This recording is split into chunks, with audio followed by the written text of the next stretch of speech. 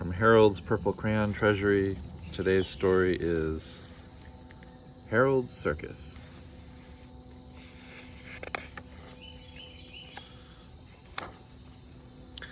One moonlit evening, mainly to prove to himself that he could do it, Harold went walking on a tightrope.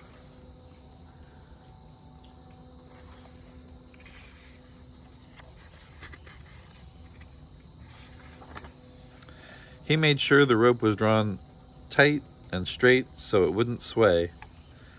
He skipped lightly across it, finding it fun to be a tightrope walker high over the rest of the circus.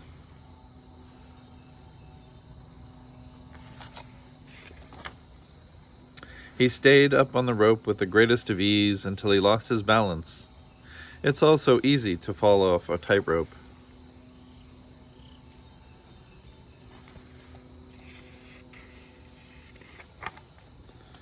Harold fell, twisting and turning with his purple crayon tight in his hand.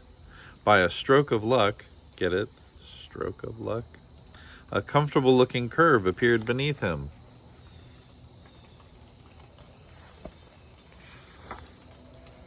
And he landed on an elephant's trunk.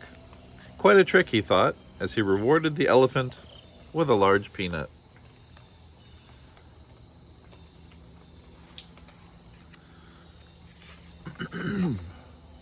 Elephants are such tall animals, Harold was still a long way from the ground, so he swung down from the elephant's trunk to the neck of a smaller animal.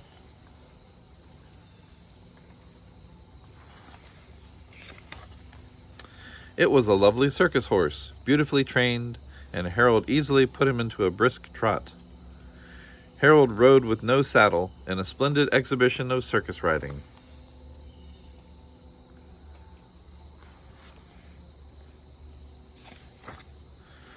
At the finish of his bareback act, he leapt gracefully from the horse. To his embarrassment, he fell and turned a rather ridiculous somersault.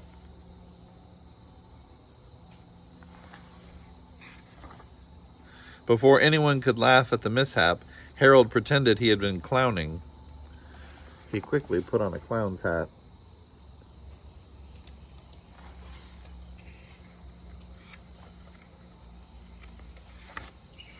He put on a clown smile on his face, and he acted silly like a clown. Finally, he took off the hat and the smile.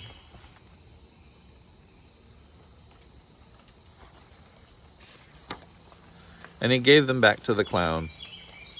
The real clown was extremely funny, and Harold laughed and laughed at him.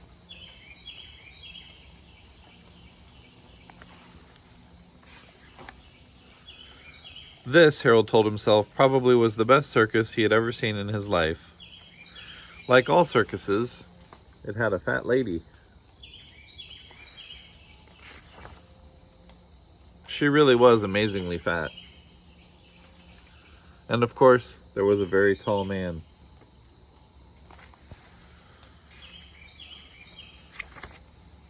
He was really astoundingly tall, and next to him was a very small man who looks like the gingerbread man. There was another man, a lemonade man. He had a great tank of lemonade. Purple lemonade.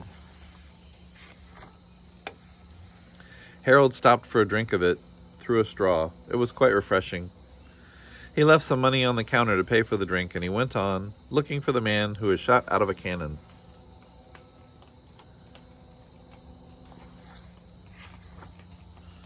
Harold wasn't sure what a man who shot out of a cannon would look like, but anyway, he wasn't there.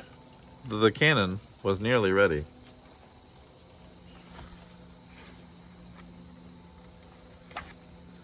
A circus can't wait. There's only one thing to do. The cannon fitted Harold perfectly. He got into it and shot out of it.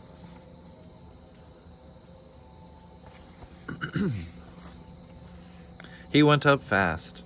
He sailed up to the top of the circus where the trapezes are and the flying rings.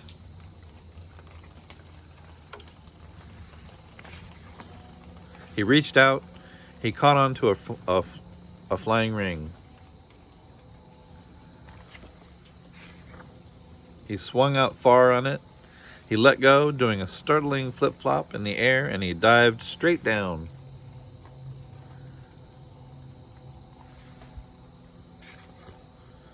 He was sure the elephant would be there to catch him again. Once more, a reassuring curve appeared beneath him.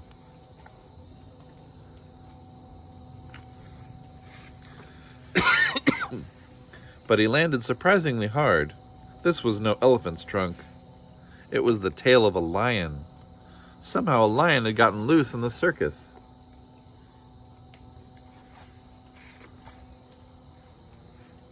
Before anyone could quite recognize the danger and become alarmed, Harold was at work getting the lion into a cage. He got into the cage himself with nothing but a lion tamer's chair.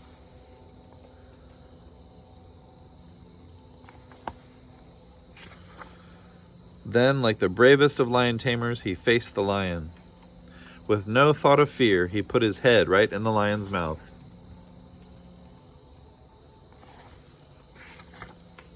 After he took his head out of the lion's mouth, it occurred to him that lions have big teeth. And suddenly he became a bit frightened at how brave he had been.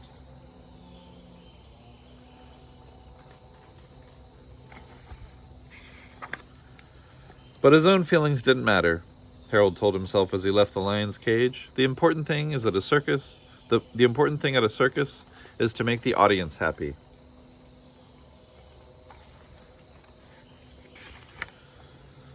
Harold saw that everybody in the audience wore a delighted smile. Naturally, making so many people happy made Harold happy. Not codependent at all.